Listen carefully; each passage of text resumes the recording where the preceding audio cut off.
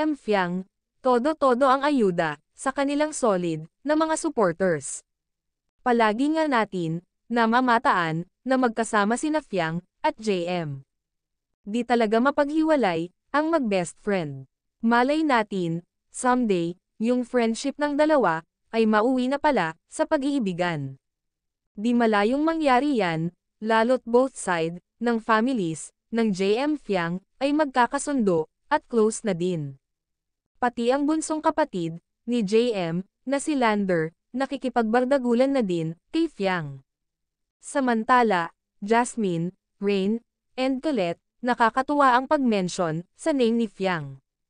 Nagpapatulong ang tatlong dalaga para i-translate ni Fiang ang post ni Kai. Tingnan nyo guys, ang XHMs, magkakasundo talaga sila. Biniro pa sila ni Fiang. Ba't daw may pa-mention sa name nito, busy daw siya mag-skincare. Pero pinagbigyan din sila ni Fiang. Nalungkot ang housemate sa ibig pala sabihin ng post ni Kai. Mukhang nagseselos si Kai sa closeness ni Rain at Ferris. Nakakatuwa ang mga batang ito. Yung friendship nila sa BNK hanggang dito sa labas ay di nawawala. Spread love guys, gaya nila. Especially kay Fiang, sa loob at labas ng BNK, wala siyang pinagbago. She's really pure and have a genuine heart. Totoong-totoo siya sa lahat.